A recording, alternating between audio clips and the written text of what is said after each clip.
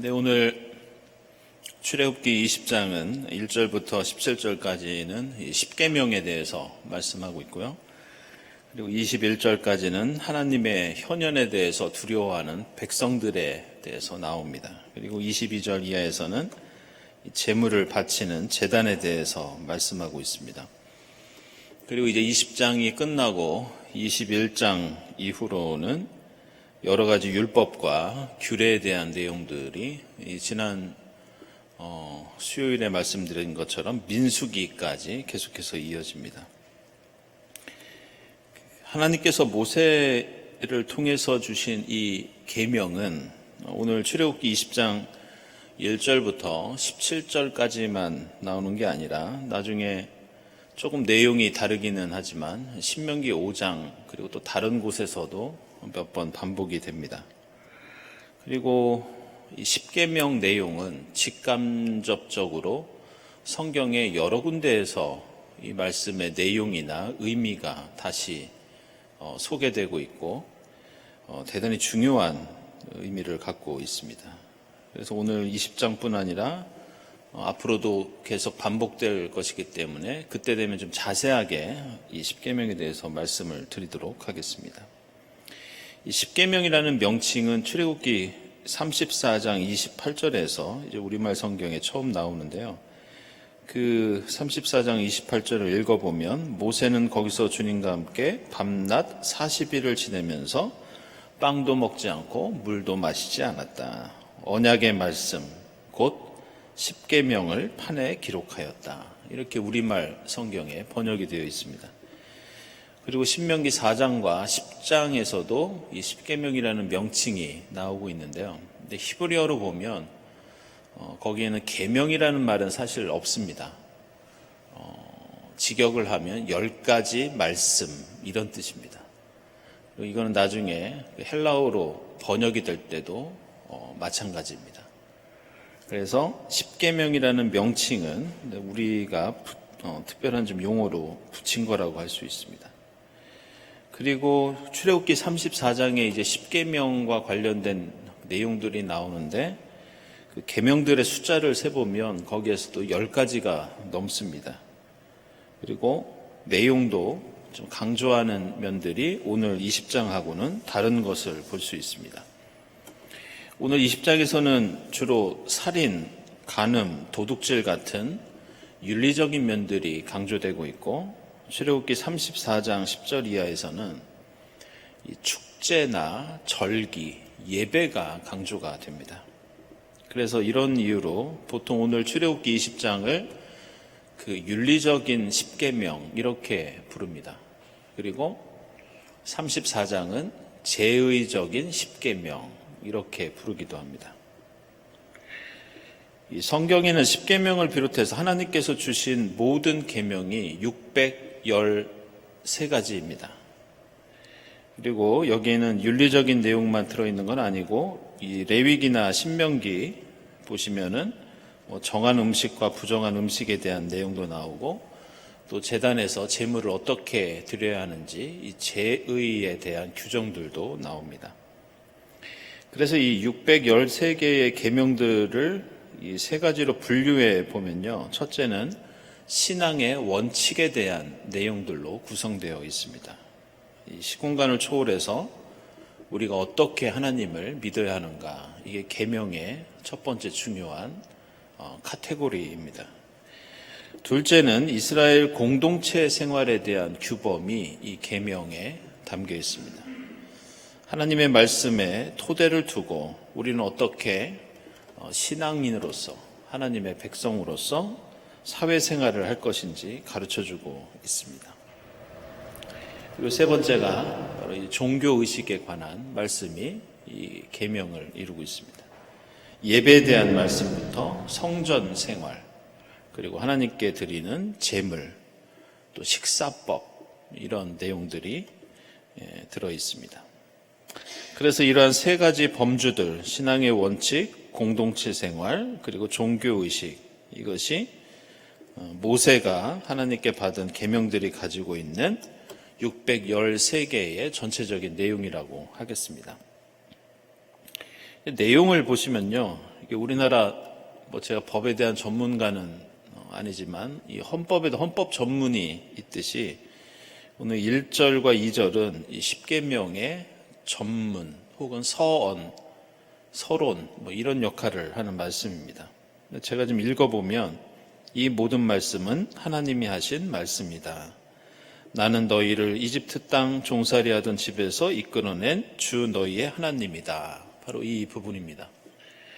근데 이 출애굽기 6장 6절과 7절을 보면 하나님께서 모세를 부르시고 모세에게 이제 앞으로 어떤 일이 벌어질 것인지 특별히 출애굽 해방에 대해서 하나님께서 약속해 주시는 장면이 나옵니다.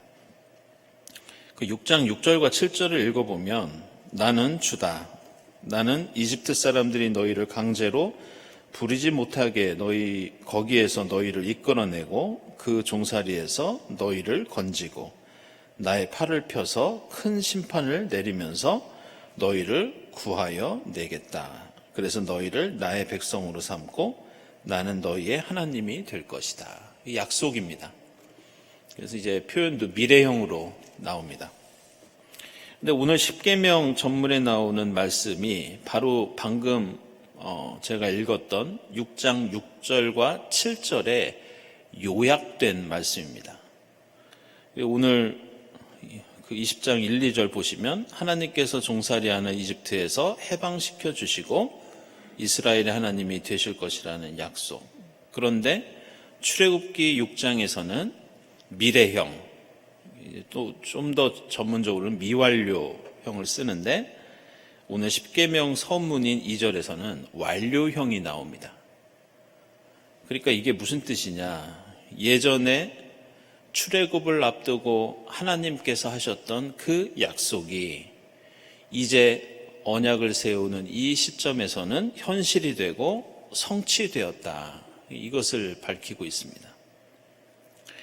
따라서 오늘 십계명은 하나님께서 이스라엘에게 율법과 계명을 주심으로써 하나님과 이제 하나님은 이스라엘의 하나님이 되시고 이스라엘은 하나님의 백성이 되는 계약을 체결하는데 내가 출애굽기 6장에서 했던 약속이 봐라 지금 출애굽하지 않았느냐 이렇게 성취된 것처럼 지금 우리가 나누는 이 언약, 이 계명도 그냥 하는 말이 아니다. 반드시 현실이 되고 성취되고 그렇기 때문에 반드시 지켜야 한다. 이런 뜻이 되겠습니다. 그런데 이 십계명 서문은 그 십계명의 전체적인 구조와 깊은 관련이 있습니다.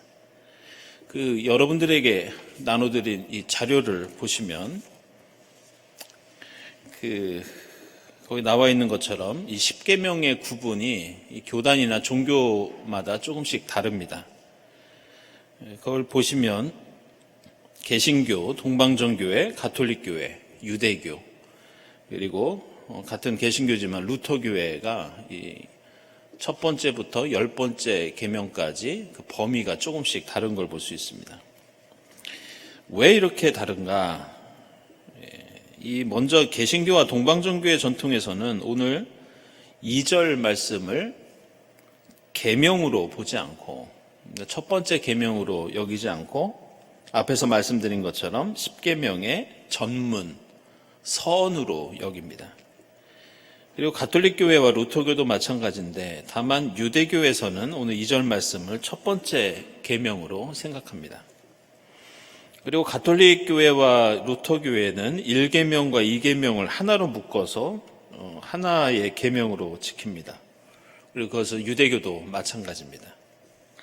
그래서 실제로 1, 2계명을 첫 번째, 두 번째 계명을 읽어보시면 이게 나눠도 되고 굳이 나누지 않아도 하나의 계명으로 묶어도 된다는 것을 알 수 있습니다. 마지막 10번째 계명도 우리 개신교는 그냥 10번째 계명으로 보지만 가톨릭과 루터교회에서는 이것을 둘로 나눠서 너의 이웃의 집을 탐내지 못한다. 그리고 오늘 17절 하반절에 이웃이 가지고 있는 어떤 소유의 것도 탐내서는 안 된다. 이렇게 9번째와 10번째 계명으로 구분합니다.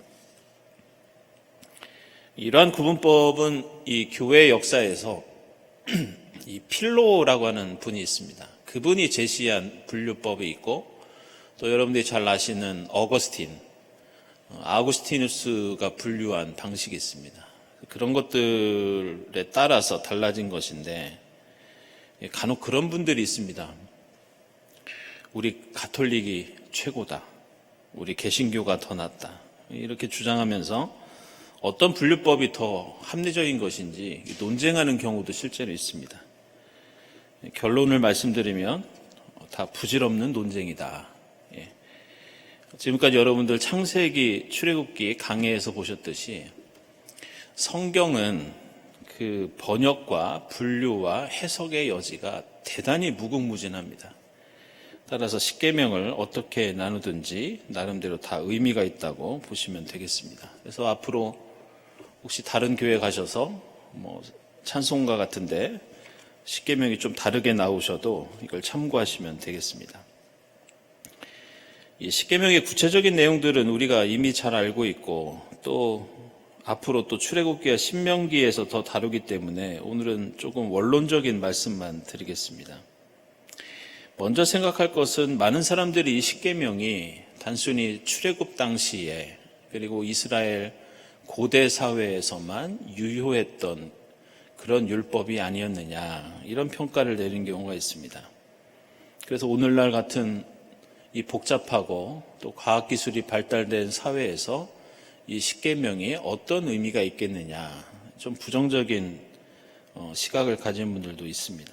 근데 주목할 것은 이 성경 안에서도 이스라엘 백성들이 출애굽하고, 그러니까 이 십계명이 나온 지 1500년이 지난 다음에 초대교회 공동체에서 이 십계명이 어떻게 받아들여졌는지, 그들은 과거의 율법으로만 생각한 것이 아니라 자신들의 상황에 맞게 이 율법을 재해석합니다. 그래서 그들이 이 십계명을 어떻게 해석하고 받아들였는지 살펴볼 필요가 있는데요. 그 내용이 어디에 나오냐? 요한계시록이 바로 그 책입니다. 그 요한계시록을 보면 이 십계명과 관련된 내용이나 이미지, 모티브나 은유가 많이 나옵니다. 요한계시록은 절대 권력인 로마 황제가 다스리는 로마 제국 안에서 과연 하나님의 백성인 그리스도인들은 어떻게 하나님의 말씀과 뜻을 쫓아서 살 것인가, 그리고 로마 제국 같은 거대한 이 이것을 어떻게 극복하고 살아갈 것인가, 이런 내용을 담고 있습니다. 그래서 로마 제국의 종교, 정치, 경제, 문화, 사회에 대한 저항적인 말씀, 그러니까 우리는 로마 제국에 동화되지 않겠다고 하는 그런 저항의 말씀이 바로 요한계시록입니다. 요한계시록 12장 17절을 보면 이런 말씀이 나옵니다. 그래서 그 용은 그 여자에게 노해서 그 여자에 남아있는 자손, 곧 하나님의 계명을 지키며 예수의 증언을 간직하고 있는 사람들과 싸우려고 떠나갔습니다. 여기서 용은 로마 제국을 가리키는 상징이면서 다른 한편으로는 사탄을 가리킵니다. 그래서 로마 제국이 사탄적인 지배체제다, 이런 뜻을 갖고 있습니다. 따라서 이러한 로마 제국이 하나님의 계명과 예수의 가르침을 지키려고 하는, 힘쓰는 교회와 서로 대결하는 장면을 보여주고 있는 것이 요한계시록 12장 말씀입니다. 그래서 나 이외에 다른 신을 두지 말고, 우상을 만들지 말고, 하나님의 이름을 함부로 부르지 말라는 이 십계명의 내용들은 하나님을 제외하고는 하나님의 백성들에게 어떤 경배나 충성도 강요할 수 없다. 그리고 하나님 이외에는 다른 어떤 역사의 주관자나 통치자가 있을 수 없다. 이런 신앙 고백을 담고 있습니다. 그런데 당시 로마 제국은 황제를 신처럼 숭배하고 있었고, 제국을 하나로 결속시키는 또 종교이자 이데올로기가 바로 황제 숭배였습니다. 게다가 이러한 로마 제국의 부와 권력, 제국 안에 살고 있는 지배층이 누리는 그 모든 것들은 십계명에서 금하고 있는 탐욕과 살인과 도둑질과 거짓 이념에 의한 것들이었습니다. 그래서 요한계시록 18장 11절 이하에서는 당시 로마 제국이 다른 사람들의 피와 눈물과 생명을 빼앗아서 누리는 향락과 사치와 화려한 삶에 대해서 그 모든 것이 앞으로 불태워지고 사라지게 될 것이라고 경고하고 심판의 메시지를 선포하고 있습니다. 그러면서 사도 요한은 또다시 이것을 십계명과 연결시키는 또 다른 요소가 있는데, 이러한 로마 제국에 저항하는 계시록의 말씀을 십계명에 나오는 안식일과 연결시킵니다. 계시록의 모든 말씀은 요한이 반모섬에서 본 환상을 통해서 기록된 것인데, 요한계시록 1장 10절을 보면 이 모든 것이 요한이 성령에 의해서 감동받아서 들은 음성이라고 말씀하면서 그날이 어떤 날이냐, 그 음성을 듣고 기록한 날이 구약성경의 안식일 전통과 연결되는 주일이라고 언급하고 있습니다.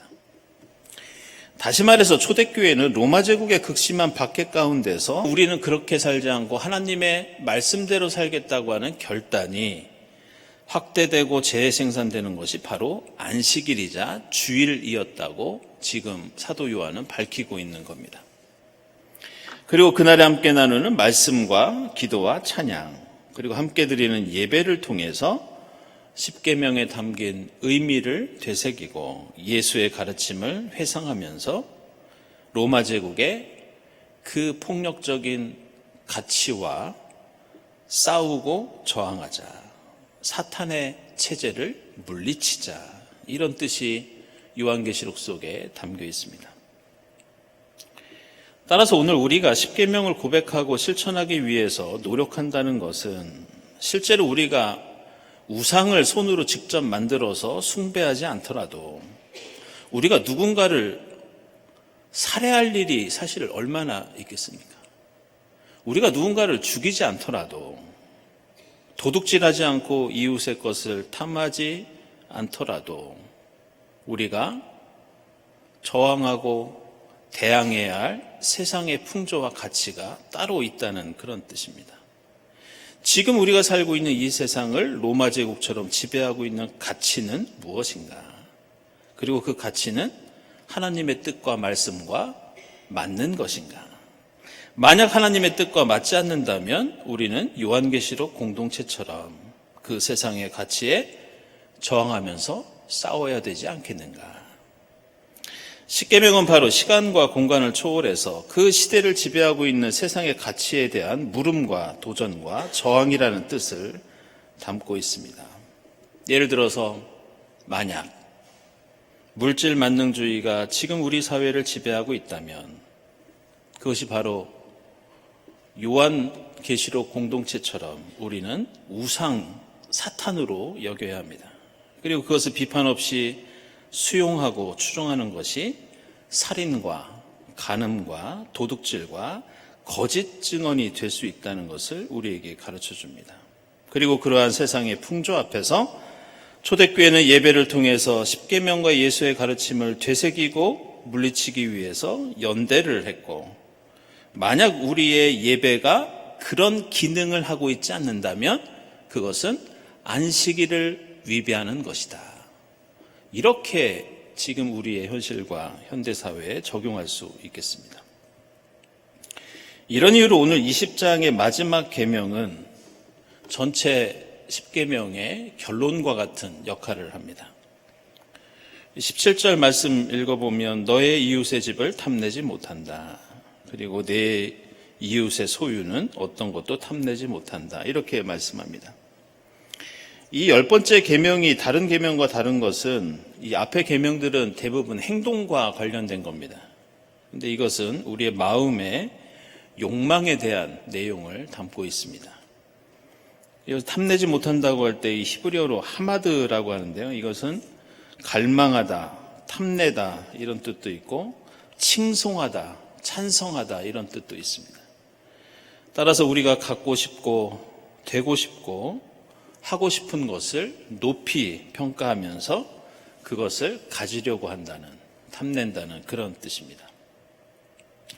그런데 마지막 계명은 이 탐내지 못한다는 표현을 한 번만 사용해도 되는데 문장을 나눠서 두 번씩 강조하고 있습니다. 한 계명 안에서 같은 말을 두 번이나 반복하는 것은 탐욕은 특별히 경계해야 한다. 이 탐욕은 앞선 모든 계명에 그것을 위배하는 죄악의 근원이 될 수 있다. 이것을 강조하고 있습니다. 마지막으로 십계명이나 이 율법과 관련된 말씀들을 보면서 한 가지 주목할 장면이 있어서 소개하고 말씀을 마치겠습니다. 그것은 하나님의 말씀을 듣고 또 전하기 위해서 성경에는 어떤 한 사람이 등장하고 있습니다. 그 사람이 그냥 말씀 듣고 전하는 것이 아니라 부지런히 땀을 흘리면서 움직이는 모습이 보이는데 이 율법과 관련해서 그렇게 열심히 뛰어다니고 노력하는 사람이 누구냐? 바로 모세입니다. 오늘 3절 말씀 보시면 모세가 산으로 올라가서 하나님께로 가니 주님께서 산에서 그를 불러서 말씀하셨다. 이렇게 나옵니다. 모세가 하나님 말씀 들으려고 그 높은 시내산에 올라간 겁니다. 7절 말씀 보면 모세가 돌아와서 백성의 장로들을 불러 모으고 이렇게 나옵니다. 이제 다시 그 높은 산에서 모세가 내려온 겁니다. 그런데 8절 보시면 모세는 백성이 한 말을 주님께 그대로 말씀드렸다. 방금 산 밑에 있었는데 또 하나님께 말씀드리기 위해서 그 높은 시내산에 올라간 겁니다. 이것은 모세가 다시 한번 시내산으로 올라가서 하나님을 뵙고 백성의 말을 아뢰었다는 뜻입니다. 그리고 14절 보시면 모세는 그 높은 산에서 또 내려옵니다. 다시 모세는 20절에서 백성들에게 두려워하지 말라고 하고는 22절에서 하나님을 만나는데 또 시내산에 올라간 겁니다. 그리고 다시 내려와서 백성들에게 하나님의 말씀을 전합니다. 이걸로 그치지 않고 모세는 24장에서 다시 시내산으로 올라가고 32장에서 내려옵니다. 그리고 34장과 그 후로도 모세는 올라갔다가 내려갔다가 동네 앞산만 올라가고 내려와도 힘들 텐데 그 높은 시내산을 하나님의 말씀을 듣기 위해서 그리고 그 말씀을 백성들에게 전하기 위해서 내려옵니다. 성경에 언급된 것만 봐도 대략 모세는 7번 이상 그 시내산을 오르고 내려옵니다.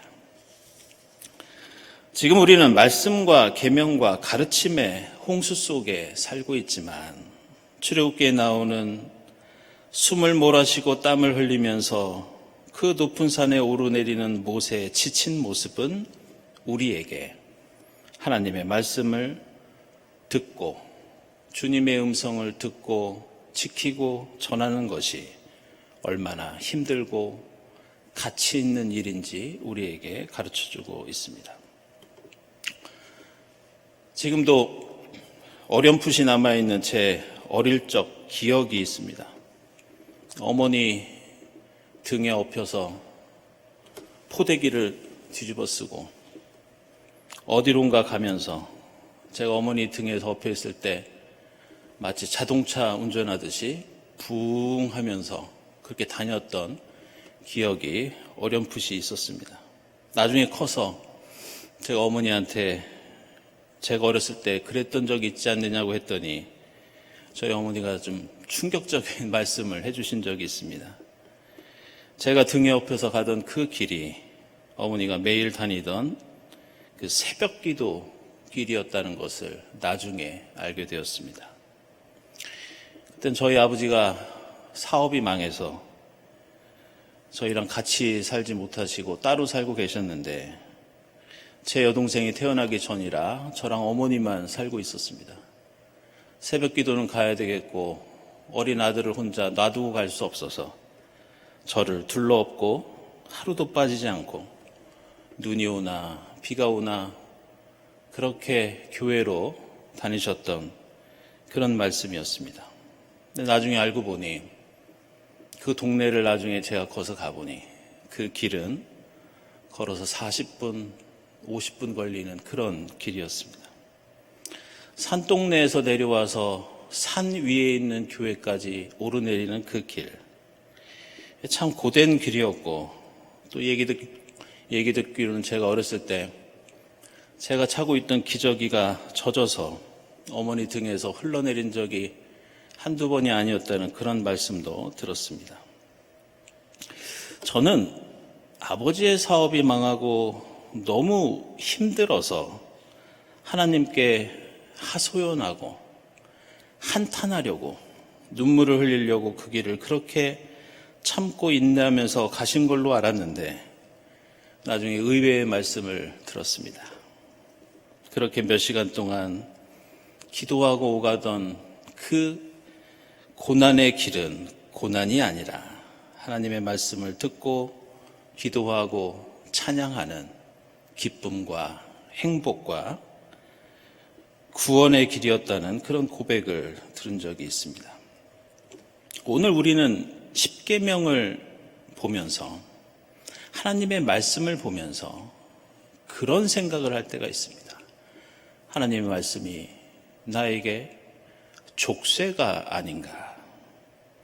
우리를 올가매는 족쇄가 아니라 이 말씀은 하나님께서 우리의 하나님이 되시고 우리는 하나님의 백성이 되는 축복과 은혜와 구원의 말씀이 바로 이 십계명이고 하나님께서 우리에게 주신 율법입니다. 지금 이 세상을 지배하는 세상의 가치와 풍조에 결연히 저항하면서 하나님의 음성 가운데 우리의 구원과 기쁨과 행복이 있다는 것을 깨닫고 매일매일 하나님의 산을 부지런히 오르내리는 여러분의 삶과 신앙이 될 수 있기를 바랍니다. 말씀을 묵상하면서 함께 기도드리겠습니다.